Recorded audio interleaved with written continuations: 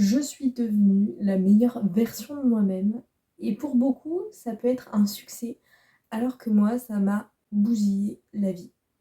OK, je sais ce que vous allez vous dire. Qu'est-ce qu'elle nous raconte? Parce que, être la meilleure version de soi-même, s'améliorer, c'est ce qu'on peut demander, en fait. C'est ce qu'on veut dans la vie. On veut toujours être plus performant, être meilleur et cetera.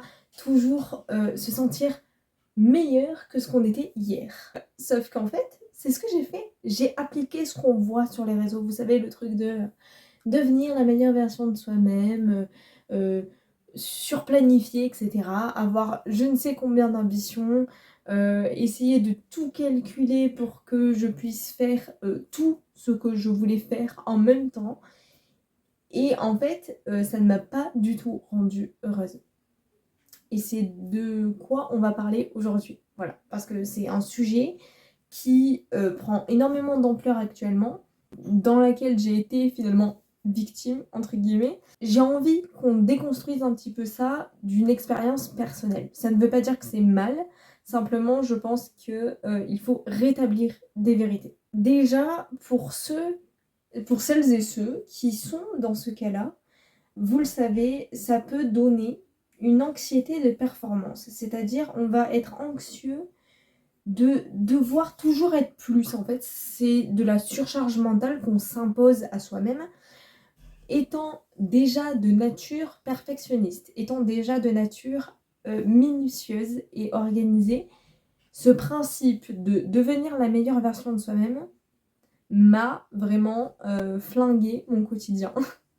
Où je stressais finalement de ne pas assez être performante, de ne jamais me sentir assez bien, d'avoir jamais accompli assez de choses dans une journée. Donc il y a vraiment ce truc de surperformance en fait. Ce que ça crée aussi, et on s'en rend pas forcément compte dans les débuts, surtout quand on est à fond dans cette amélioration de soi, c'est qu'on en perd des notions importantes. C'est-à-dire que, par exemple, moi, c'était de me mettre à 100% dans tout ce que je faisais, donc davantage du niveau professionnel. Et donc, je passais beaucoup moins de temps avec ma famille, j'envoyais moins de messages à mes amis. En fait, j'avais moins de contacts à l'extérieur. Beaucoup vont dire oui, mais c'est le prix de la réussite, etc. Sauf qu'en fait, le prix de la réussite, est-ce que c'est vraiment ça en fait? Parce que la réussite, une réussite de vie, pour moi, c'est un équilibre entre le pro et le perso. Ce n'est pas une surcharge de l'un ou de l'autre. Et c'est vrai que dans ce cadre-là, on tombe vraiment dans un truc où on va s'axer sur une seule partie de notre vie. On va délaisser quand même plus les côtés personnels, souvent, parce que quand on veut devenir la meilleure version de soi-même, c'est souvent dans un cadre plus professionnel, plus voilà. Même si ça peut être aussi dans le cadre du sport et de la beauté, comme on le voit sur beaucoup de comptes d'influenceurs d'ailleurs. Mais voilà, on en perd de vue les trucs les plus importants, c'est-à-dire savoir prendre le temps, savoir ralentir, savoir juste profiter au lieu de faire des choses, de se lever pour de suite faire des trucs que utiles et pas juste de vivre ce qui se passe. Ensuite, quand on est à fond dans ce truc d'amélioration, ce qui se passe, c'est que on se compare. Et la comparaison, à l'heure actuelle dans notre société, je crois qu'elle est H24 là, 7 jours sur 7. Que ce soit sur les réseaux, que ce soit dans la rue, on est toujours en train d'analyser le euh, qu'est-ce que lui, qu'est-ce que elle a fait, que moi j'ai pas encore fait, quelle est la dernière tendance qu'il faut que j'essaie pour voir si vraiment je peux m'améliorer dans tel ou tel sujet. Et donc c'est toujours dans ce truc de comparaison pour soi-disant se sentir mieux, sauf qu'en fait, pour moi, on se crée des fausses idées, des faux rêves, des faux objectifs qui ne sont pas vraiment les nôtres. Je sais pas si vous voyez, mais j'ai été moi-même la victime de ce genre de truc où quand je voyais énormément de filles faire du sport, étant moi-même sportive, j'avais ce truc de me dire ah, elle a fait telle minute de sport, ben moi il faudrait que je surpasse le truc. Au bout d'un moment, on a ce truc de comparaison et de concurrence. C'est épuisant mentalement, c'est catastrophique. Le dernier point que ça fait également, c'est la surcharge au niveau du planning, donc c'est la surorganisation, la surplanification, c'est-à-dire de tout planifier à la minute près. Voilà. Sur les réseaux, la meilleure version de soi-même, elle est ultra disciplinée, ultra organisée. Elle sait ce qu'elle va faire le matin, elle a toute une routine étape par étape de ce qu'elle doit faire pour se sentir bien. Ensuite, elle sait par quoi commencer et par où, et après par quoi elle enchaîne, etc., etc. Et en fait, toute sa vie est planifiée au moindre détail. Et là, c'est ultra toxique parce que finalement, on vit dans un rythme robotique. Il n'y a plus ce truc de juste je m'écoute, je vois. Je suis une personne organisée, mais par contre, c'est vrai que pourquoi ça m'a pourri la vie, ce truc de meilleure version de soi-même au niveau de l'organisation, c'est parce que je voulais accomplir énormément de choses dans une journée, dans mon quotidien. Et du coup, j'en venais à finir mes journées épuisées. Mais quand je vous dis épuisée, c'était épuisé, mais mentalement, surtout mentalement. Où en fait je faisais trop de choses, en fait mon cerveau n'en pouvait plus, il n'y avait pas vraiment de pause. J'en vois même sur les réseaux et je ne critique pas, mais ils travaillent et ils mangent, ils travaillent, ils déjeunent, ils dînent. Vous voyez ce que je veux dire ou pas? Il n'y a plus de vie, il n'y a plus de vie autour, c'est juste j'ai mon organisation, il faut absolument que je la respecte, même si là je suis fatiguée, même si là mon corps, il peut pas supporter une séance d'1 heure de muscu, donc non, je vais pas passer à une séance un peu plus douce. Vous voyez ce que je veux dire? On n'a plus cette conscience de s'écouter d'abord et d'ajuster en fait nos objectifs par rapport à ça.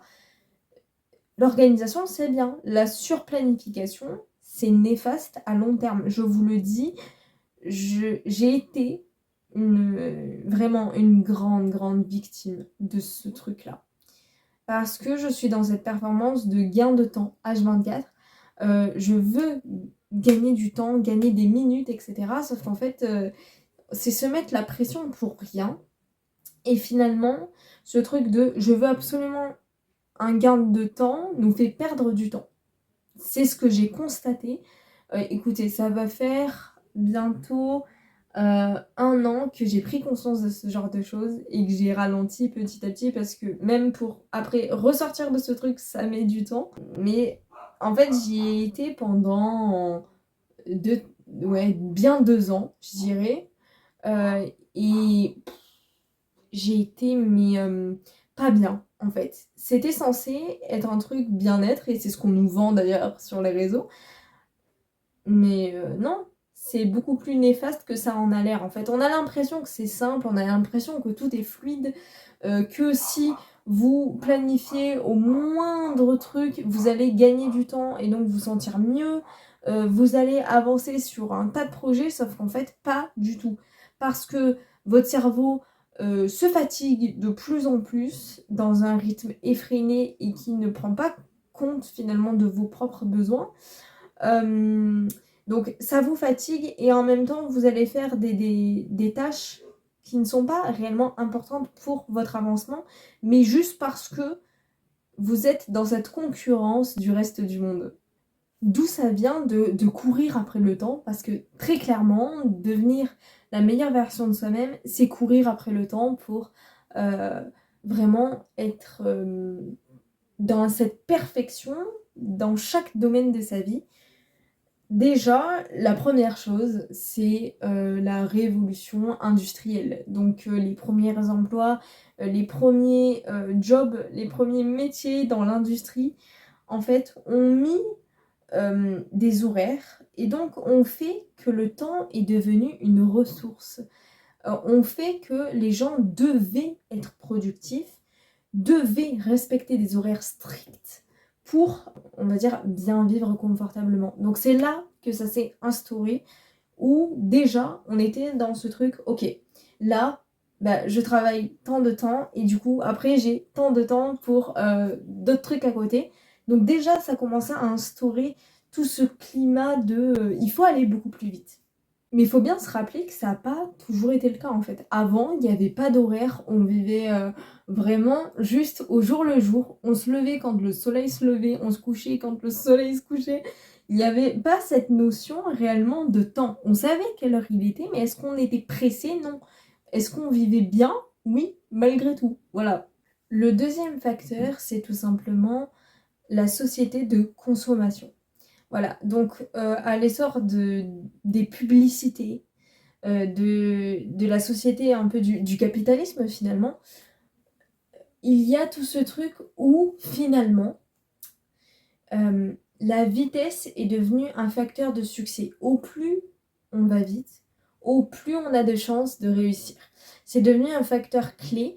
Par exemple, dans les livraisons, si un livreur arrive quelques minutes avant ou pile à l'heure, vous allez le récompenser, alors qu'il arrive 5 minutes en retard, vous allez râler. Et donc, maintenant, le temps est devenu une ressource précieuse et la vitesse est devenue la compétition des industries et des individus, parce que même nous, même que vous n'êtes pas un patron d'une grande boîte, eh bien, vous êtes en compétition avec vos voisins, votre voisine, etc. Parce que il y a cette consommation à cause des publicités et à cause de tout ce qu'on nous met en fait dans la société. Dans ce même truc au niveau des réseaux sociaux, c'est donc l'ère numérique. Le numérique a fait qu'on attend maintenant du instantané. Et c'est là tout le souci, c'est que maintenant, dès qu'on veut quelque chose, un objectif, peu importe, on a ce truc de le vouloir maintenant, tout de suite, dans la minute ou dans l'heure, quoi. C'est pas comme ça. Voilà, c'est pas comme ça, mais malheureusement, l'ère du numérique a fait que. C'est-à-dire que on scrolle sur nos écrans, on écrit un email, on veut avoir cette réponse, on veut que l'autre nous réponde très rapidement. En fait, il y a ce sentiment d'urgence qui s'est créé avec les réseaux sociaux, avec Internet. Voilà, je mets pas les réseaux sociaux directement, mais tout l'ère d'Internet a fait que en fait, dans le cerveau, ça a créé un sentiment d'urgence de je veux tout de suite. Donc ça, c'est pareil, c'est la course contre le temps assurée. Et un événement plus marquant, la pandémie donc du Covid-19. Oui, oui, ça aussi, c'est un facteur qui est du coup beaucoup plus récent, mais qui a créé encore une vague d'urgence parce que on voulait à tout prix développer un vaccin au plus vite pour sauver des vies. Vous voyez ce que je veux dire? Donc, il y a toujours cette course contre le temps pour dire de vivre plus longtemps, vivre mieux, etc., etc. Et on en revient aussi au numérique avec l'IA, qui est un sujet actuel, mais qui est là pour nous bouffer le cerveau. Très clairement. Pourquoi? Parce qu'on veut tout de suite. C'est encore ce sentiment d'urgence. C'est j'ai la flemme d'aller chercher sur Google quelque chose. J'ai la flemme d'aller chercher dans un dictionnaire la définition d'un mot. Donc je vais demander ça à l'IA. J'ai pas les compétences dans un domaine, mais l'IA peut me le fournir et je serai entrepreneur, businessman, etc., etc. dans l'heure ou la semaine. Voilà. Pareil, pourquoi je critique ce truc de devenir la meilleure version de soi-même, même si ça part d'une bonne intention, parce qu'en soi, s'améliorer, il n'y a rien de grave, mais par contre, on fait des grosses généralités. Ça, je l'ai remarqué, c'est qu'en fait, même dans, par exemple, le milieu du business, c'est là où je le vois énormément, en fait, où on vous dit tout le monde peut devenir entrepreneur, tout le monde peut se lancer sur les réseaux, tout le monde... Bref, vous voyez ce truc de tout le monde peut le faire. Eh bien, quelqu'un qui va le faire et ne va pas réussir, va se sentir complètement nul, va remettre toute son estime en question et donc on va prendre cet échec pour nous. Alors que la réalité est telle que on ne peut pas savoir tout faire. C'est une vérité, que vous le vouliez ou non. On ne peut pas être performant partout. Voilà. Et le souci avec ce genre de phrase de oui, mais tout le monde y arrive, pourquoi tu n'y arriverais pas? Mais en fait, non, il y a des gens qui ne sont pas faits pour ça. Il y a des gens qui ont des compétences autres que les businessmen n'ont pas. Entrepreneur, ce n'est pas donné à tout le monde. Vous voyez ce que je veux dire? Tous les métiers que vous voyez, ce n'est pas accessible à tout le monde parce qu'il y a des compétences. Et je ne suis pas en train de dire que oui, mais du coup, chaque truc est impossible. Pas du tout. Simplement, il faut bien se mettre à l'esprit que les choses vont être plus simples pour certaines personnes parce qu'elles ont cette faculté. Et à l'inverse, eux vont avoir des difficultés dans leur vie, alors que vous, sur ce que eux vont avoir des soucis, vous, ça va vous paraître mais inné. Vous voyez ce que je veux dire? Donc on a tous un peu des talents finalement uniques et propres à nous. On ne peut pas dire de faire tous les métiers du monde parce qu'on l'a décidé. Non. Voilà, non, c'est irréel. Voilà, on ne peut pas tout faire, on ne peut pas être performant partout et ce n'est pas synonyme d'échec. C'est juste synonyme de j'accepte. Voilà. Un truc que j'ai remarqué, mais ça a mis plus de temps avant que je le remarque, c'est qu'on met l'échec, on avoue l'échec que quand il vous a permis de réussir. Exemple tout bête, réfléchissez juste, quand est-ce que vous avez vu quelqu'un vous dire « Là j'ai échoué, ça n'a pas marché » et sur les réseaux c'est souvent comme ça. Hein. J'ai échoué, ça n'a pas marché voilà, ça n'a pas marché, il n'y a pas de suite en fait. J'ai échoué, mon entreprise elle a coulé et j'ai pas pu remonter. Non, non, à la télé, etc., dans les médias, tout ça, on vous vend il y a eu un échec, mais j'ai réussi. Vous voyez ce que je veux dire? Donc on prend ce truc de l'échec est une comment dire, est une façon d'apprendre, une leçon de vie. D'accord? Et moi-même, je l'ai dit dans de précédentes vidéos, où oui, ça peut être des leçons, mais en fait, il y a des fois l'échec et l'échec. Voilà. Mais sauf qu'on le montre pas. On le montre pas pourquoi? Parce que l'échec, c'est chiant. L'échec, c'est quelque chose qui est pénible. C'est quelque chose qui... Voilà, c'est pas agréable. Il faut être OK avec ça, quoi. Et en fait, nous, on montre sur les réseaux beaucoup, et aussi à la télé, hein, même entre nous, d'ailleurs. Dans les discussions, c'est j'ai échoué. Mais cet échec, en fait, ça m'a permis de ça. Et donc, je suis devenue ce que je suis aujourd'hui. Vous voyez ce que je veux dire? Donc, c'est un échec pour ramener la victoire et donc enrichir l'ego, finalement. Donc, pour moi, c'est pas bien. C'est pas bien, pourquoi? Parce que, en fait, des fois, juste, on échoue. Voilà. Est-ce que ça fait plaisir et est-ce qu'on va se dire ok, c'est une bonne façon d'apprendre? Non. Ok, des fois il y a des trucs à apprendre, mais sur l'instant, quand tu n'y arrives pas, ça t'énerve. Voilà, tu vas pas te dire c'est pas grave, j'ai échoué, mais là c'est pas grave. Non, soyons honnêtes, c'est pénible, c'est énervant. Maintenant, les solutions que j'ai identifiées pour sortir de ce cercle vicieux qui est de être toujours plus performant, c'est déjà de savoir ce que c'est. La meilleure version de soi-même. Voilà. Ne prenez pas la vision de quelqu'un d'autre. Prenez la vôtre. Définissez votre sens de vie, en fait. Qu'est-ce qui est pour vous votre version? Vous voyez ce que je veux dire ou pas? Autant vous, votre propre sens de la vie et de la réussite finalement, c'est quelqu'un qui va réussir à avoir un confort de vie, mais qui ne va pas être businessman ou quoi que ce soit, qui va simplement vivre l'instant présent, qui va se lever le matin tranquille, qui sait ce qu'il a à faire, mais qui n'a pas de pression. il a quelques tâches à accomplir, mais c'est pas non plus chargé parce que vous êtes comme ça. Vous avez peut-être un tempérament qui fait que vous avez besoin d'être plus tranquille. Ça ne veut pas dire que vous avez des limites, mais simplement que c'est votre façon en fait, d'être vous-même. On n'a pas qu'une seule façon d'être. Et sur les réseaux, souvent, c'est le truc mouton.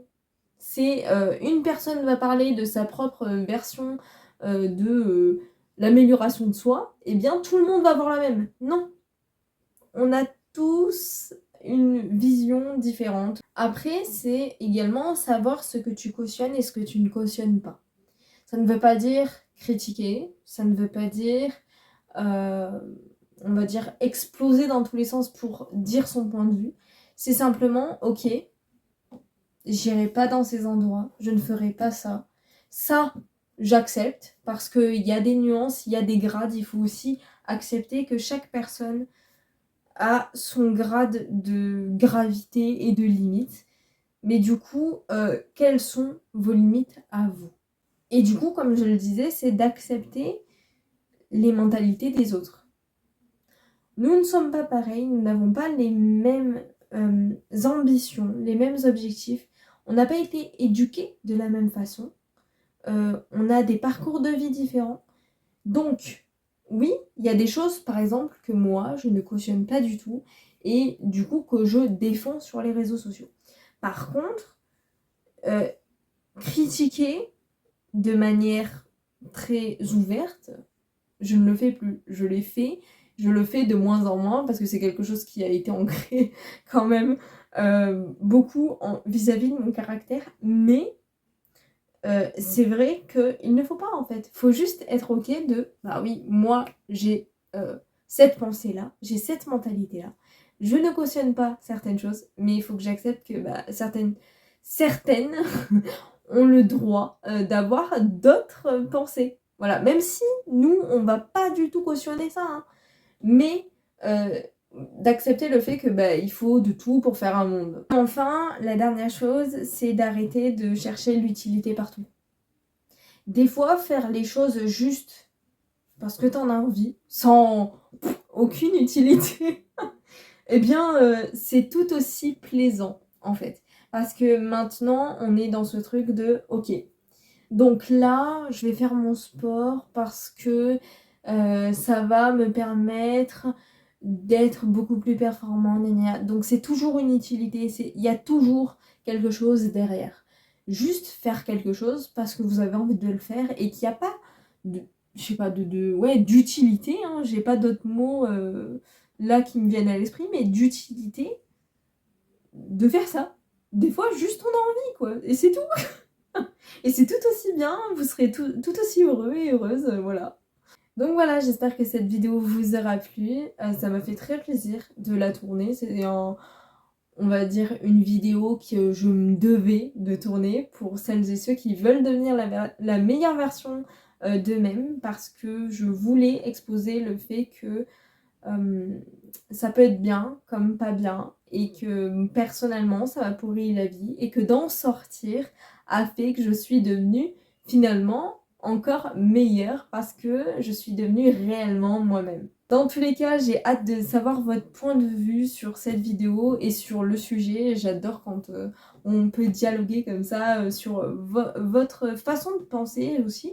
Voilà, ça va permettre d'accepter le point que j'ai dit sur les mentalités différentes. En attendant, je vous souhaite une excellente semaine et je vous dis à très bientôt.